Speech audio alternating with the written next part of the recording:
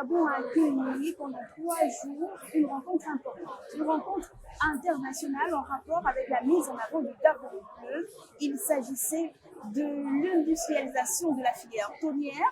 Et sur le plateau, on a un ministre qui est justement au courant de tout cela, puisque, professeur Lee White, vous êtes ministre gabonais des eaux et forêts, de la mer et de l'environnement. Bienvenue. Tout à fait. Alors, qu'est-ce que cela vous inspire? Lorsqu'on parle du Gabon bleu, cela renvoie à quoi exactement? Pour moi, d'abord, pour beaucoup de Gabonais, la mer, c'est un écosystème un peu mystérieux. On voit la surface de la mer, mais on ne voit pas ce qui est dedans. Dans la forêt, c'est vrai qu'il y a de l'ombre, mais on peut pénétrer, on peut rentrer, on voit des animaux. En mer, c'est beaucoup plus difficile. Et l'effet que tous les poissons de mer au Gabon rentrent dans les lagunes, dans les estuaires, et on peut pêcher les poissons de mer depuis la terre, ça fait qu'on n'a pas la culture vraiment d'aller loin en mer pour pêcher. Donc, c'est un écosystème un peu négligé, qu'on a un peu oublié. On sait qu'il y a du pétrole là-bas, mais on ne sait pas qu'il y a toute une économie à développer. On ne se rend pas compte que c'est 45% de notre pays, de notre superficie. 45% du Gabon, c'est l'océan. Mais pour tout le monde, Gabon, c'est un pays forestier.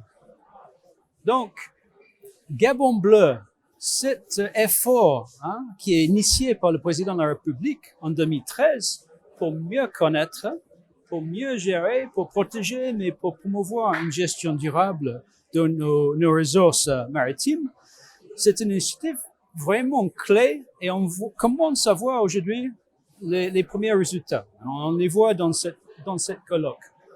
L'effet qu'on a commencé à combattre la pêche illicite, qui commençait à affaiblir nos stocks de poissons, fait que les stocks de poissons sont en train de remonter. L'effet qu'on a créé les aires protégées, qui protègent les zones de reproduction des poissons, qui laissent les poissons tranquilles dans certaines zones, fait que autour de ces parcs et réserves, on peut pêcher plus. Et les sardines qui sont devenues tout petits comme ça, deviennent de plus en plus grandes, ont de plus en plus de goût. Donc, dans l'écosystème maritime, il y a beaucoup de sciences qui nous montrent, en faisant les zones de protection bien conçues, on augmente la productivité. Donc, on peut pêcher plus dans une zone un peu moins. Donc, c'est tous ces cas de bonne gestion, de gestion durable, gagnant-gagnant, qu'on essaie de mettre en œuvre à travers de Gabon bleu.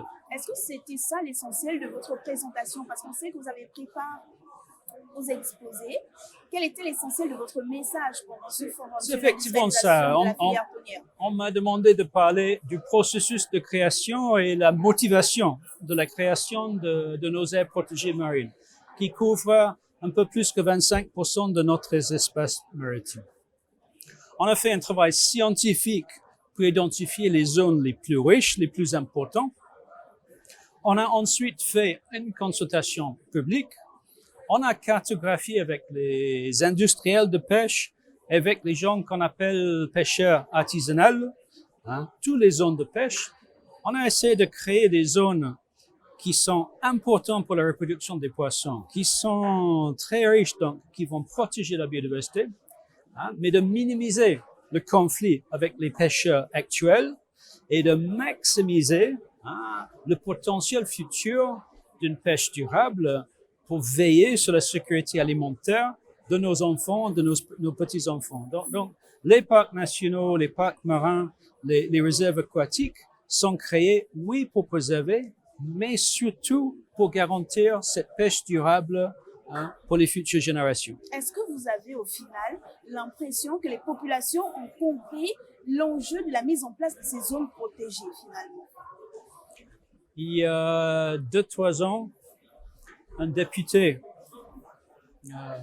m'a vu dans une réunion au ministère des Eaux et Forêts. Et il est venu me féliciter. Il m'a dit, Monsieur Lee White, j'ai finalement compris Gabon bleu. Les sardines qui sont devenues tout petits sont maintenant redevenus grands, et je peux les manger comme quand j'étais jeune. Donc c'est vraiment ça. C'est une méthode scientifique de bonne gestion de la pêche pour garantir une pêche durable. Et pourtant, ces opérateurs disent qu'il y a un impact. Quel est l'impact de la pêche sur ces zones protégées? Faut regarder qui dit ça. Nous, on prend une pêche durable, une pêche pour les générations futures. La plupart des gens qui disent ça sont des pêcheurs sans papier. Ce ne sont pas des Gabonais.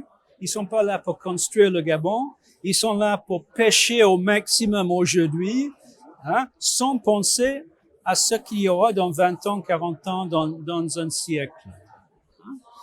Donc, il faut être didactique, il faut travailler avec les populations, il faut qu'il y ait des données scientifiques qui démontrent ce que ces gens disent, mais il faut pas forcément faire confiance à ces gens qui ne sont pas vestis dans l'avenir du Gabon. Faisons confiance donc aux données statistiques. Aujourd'hui, qu'en est-il des espèces en voie de disparition? Est-ce qu'il y en a au Gabon? Quel bilan on fait de ces espèces menacées? Je dis souvent dans les réunions internationales, grâce aux efforts du Gabon, grâce au leadership du feu président Omar Bongo Ondimba, et puis tous les efforts de notre président actuel, son Excellence Ali Bongo Ondimba, le Gabon, c'est un des pays le mieux préservés au monde. Nos forêts couvrent 88% de notre territoire, 26% de notre espace maritime est protégé. La NPN lutte contre les pirates qui viennent voler nos poissons. Et donc, pour moi, il n'y a pas des espèces menacées au Gabon. Il y a les espèces menacées au niveau international qui se trouvent au Gabon, et au Gabon, ils ne sont pas menacés. Donc, l'exemple qui fâche. On dit que l'éléphant est menacé d'extinction au monde. Mais au Gabon, il y a plus d'éléphants aujourd'hui qu'il y avait il y a 30 ans. Et il y a ce problème de conflit homme-éléphant. Donc, comment dire à un Gabonais que l'éléphant est menacé quand les éléphants sont derrière les villages en train de manger? C'est parce que les éléphants sont menacés ailleurs en Afrique. Même l'augmentation de la population des éléphants au Gabon, c'est parce que peut-être les éléphants du Cameroun, du Congo, ont cherché le secours au niveau du Gabon. Non? Que c'est les éléphants, les gorilles, les chimpanzés, les espèces qui sont soi-disant menacées au Gabon, ils se portent bien grâce à nos parcs nationaux et tous nos efforts de préservation de la nature. Notre vision, c'est de trouver un équilibre entre préservation, gestion durable. Mais il faut pour le bien-être de nos populations gabonaises. Alors, je ne vous apprends rien. Vous savez que pendant ce forum, l'ambition derrière était quand même d'attirer les idées, donc les investisseurs. Ouais. On veut promouvoir la pêche industrielle. Est-ce qu'on n'a pas peur par rapport aux zones protégées? Est-ce qu'il n'y aura pas un impact de cette pêche industrielle sur ces zones-là? Quels sont les moyens mis en place pour Aujourd'hui, dans les bateaux de pêche modernes, il y a des GPS qui envoient la position. Donc, au niveau de la Direction générale de pêche, au niveau de la salle d'opération de la Marine nationale, au niveau de la MPN, on voit la position de chacun de ces bateaux. Ils ont tous les cartes des aires protégées, donc on doit veiller. Mais en général, c'est pas contre les bateaux qui sont reconnus par le Gabon, c'est plutôt les bateaux pirates qui n'ont aucune autorisation de pêcher au Gabon, qui viennent voler nos poissons. Donc, on doit continuer d'être en mer. On doit continuer à financer la NPN, le GPA, la Marine nationale. Grâce à la coopération avec la Chine, on a maintenant un patrouilleur qui va nous permettre d'aller jusqu'à la fin de notre zone économique exclusive, jusqu'à 300 km au large, pour veiller, pour protéger nos ressources naturelles contre les pirates qui veulent venir voler. Mais nous avons des méthodes modernes aujourd'hui pour suivre tout ce qui est bateau régulier, reconnu pour le Gabon avec une licence de pêche. Et selon vous, comment est-ce qu'on fera avec ce secteur-là pour lutter contre la vie chère, puisque votre département est également concerné? Tout à fait. C'est c'est la gestion durable qui va augmenter la prise. Ce sont des plans de gestion de toutes les zones de pêche pour veiller qu'il y ait un maximum de poissons, mais prélevés d'une façon durable. C'est diversifier la pêche. Peut-être, comme on va faire samedi ici, on va faire un marché, hein, mais avec une pêche expérimentale en eau profonde. Donc, on va trouver des espèces qu'on ne connaît pas. Hein? Donc, il faut être un peu aventurier. Il faut oser goûter pour voir si ces espèces qu'on ne connaît pas sont bien à manger.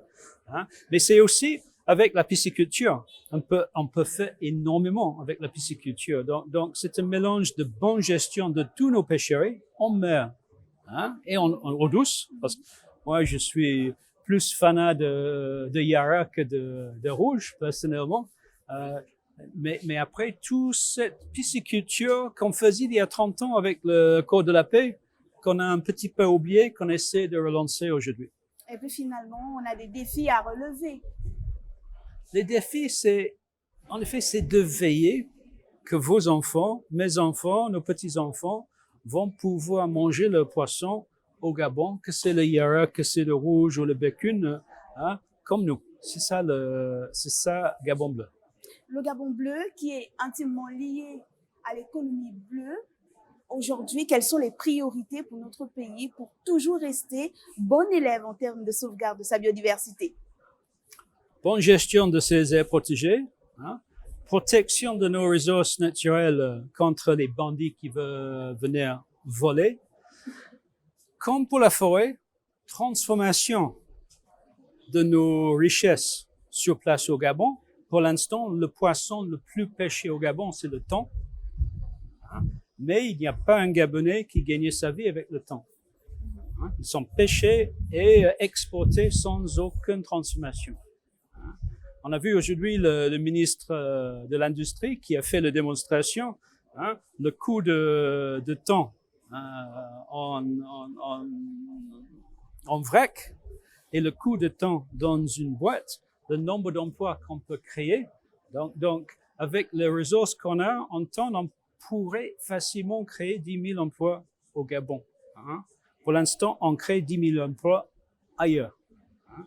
Si on fait la transformation sur place, on l'a vu avec le bois, après la décision du président d'interdire l'exploitation de bois, hein, on crée plus de richesses avec moins de bois aujourd'hui. On a 3 fois plus d'emplois, 4 fois plus de l'argent dans l'économie du bois.